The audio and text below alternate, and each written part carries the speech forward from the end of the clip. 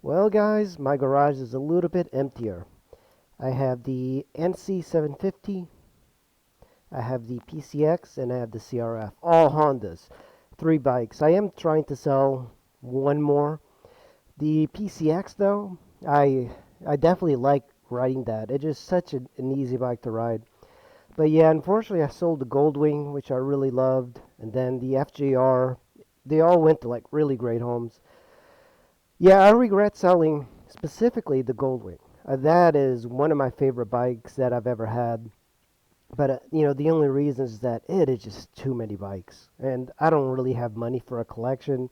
I mostly like bikes to ride, so and these are perfect. But I still feel that two bikes per garage of different styles is great.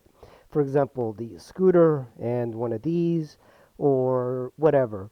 When you start to get the three bikes, it feels like I'm neglecting maintenance on one. I know what I've done on the other.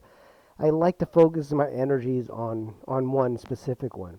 I also sold the little Zuma, and very easy bike to sell. I had a lot of people interested, and and also I got a new phone. So this is a Android.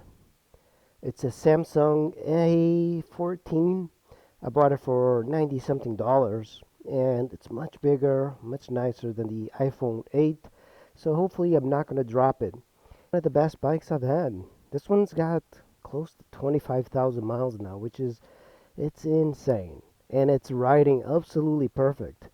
Yeah, I got some problems here because, this bike was hit in the front, or the rider hit a car, so he broke all of the stuff.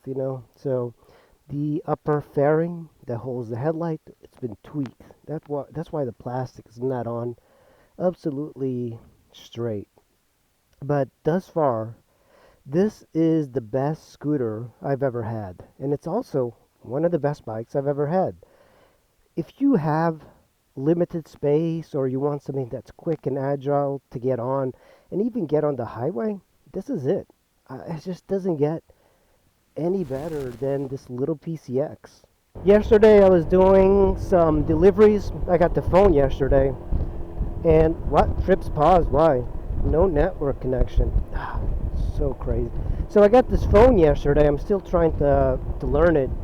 And I was in Laurel, and right in front of me, this kid, got run over by a car on an SUV, and I saw it all. Like I was right behind him. I had the green light.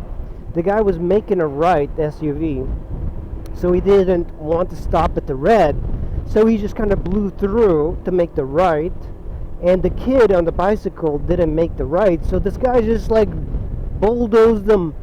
He hit him in the front part of the SUV on the front left driver's side, so no chance of not seeing him. And then he just kept driving, and then at some point I see the kid's leg go underneath the car and the wheel goes over it, and they kept driving. And the reason they stopped was because the bike got lodged underneath the SUV. At a certain point, he pulled out his wallet.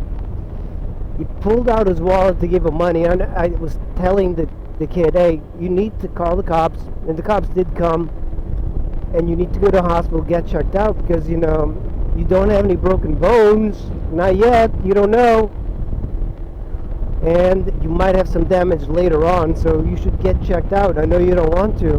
Relax. You don't need to have gravel. I used to work in healthcare, that's why.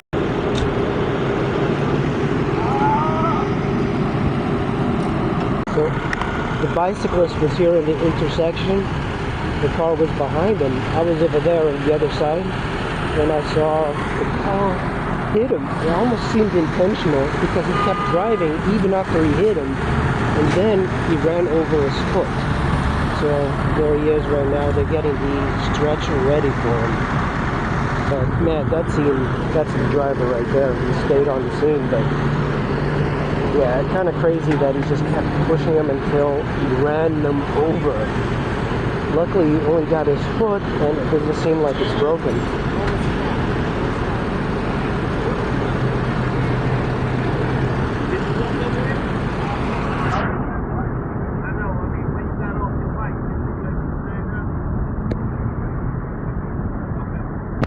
The bicycle is still underneath the car. He kept on driving. He just dragged the bicycle.